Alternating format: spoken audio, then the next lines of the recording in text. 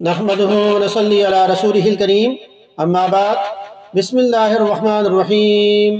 ابو ہریرہ رضی اللہ عنہ سے روایت ہے کہ نبی اکرم صلی اللہ علیہ وسلم نے بلال رضی اللہ عنہ سے فجر کے وقت پوچھا، کیا بلال مجھے اپنا سب سے زیادہ امید والا نیک کام بتاؤ جسے تم نے اسلام لانے کے بعد کیا ہو،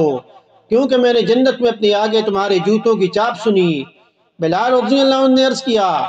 میں نے تو اپنے نزدیک اس سے زیادہ امید کا کوئی کام نہیں کیا کہ جب میں رات یا دن میں کسی وقت بھی وضو کیا میں نے تو اس وضو سے نفل نماز پڑھتا رہا جتنی میری تقدیر میں لکھی گئی تھی۔ تو اس حدیث سے دن اور رات میں باوضو رہنے کی فضیلت ثابت ہوتی ہے، جو بخاری شریف کی حدیث نمبر 1149 ہے۔ اسی طرح ایک اور حدیث میں جو عبداللہ بن عمر رضی اللہ عنہ سے مروی ہے، آپ فرماتے ہیں کہ میں نے نبی اکرم صلی اللہ علیہ وسلم کے زمانے میں خواب دیکھا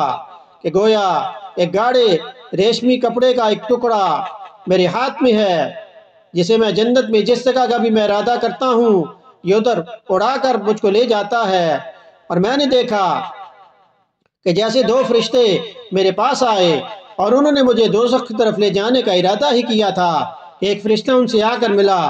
اور مجھ سے کہا کہ ڈرو نہیں، اور ان سے کہا کہ اسے چھوڑ دو۔ اسی طرح اس سے ماں باپ والی حدیث میں ہے کہ عبداللہ بن عمر رضی اللہ عنہ فرماتے ہیں کہ میری بہن ام المومنین حفصہ رضی اللہ عنہا نے رسول اللہ صلی اللہ علیہ وسلم سے میرا ایک خواب بیان کیا تو حضور اکرم صلی اللہ علیہ وسلم نے فرمایا کہ عبداللہ بن عمر رضی اللہ عنہ بہت ہی اچھے آدمی ہیں، کاش رات میں نماز پڑھا کرتے۔ عبداللہ رضی اللہ عنہ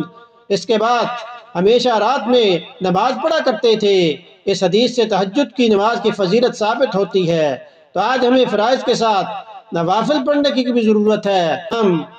اللہ اور اس کے رسول کی اطاعت کر سکیں، ہم اطیعوا اللہ اطیعوا الرسول پر عمل کر سکیں، کیونکہ واعظ قوم کی وہ پختہ خیالی نہ رہی، برق طبعی نہ رہی، شعلہ مقالی نہ رہی، رہ گئی رسم اذاں روح بلالی نہ رہی، فلسفہ رہ گیا تلقین غزالی نہ رہی۔ اللہ پاک عمل کی توفیق عطا فرمائے۔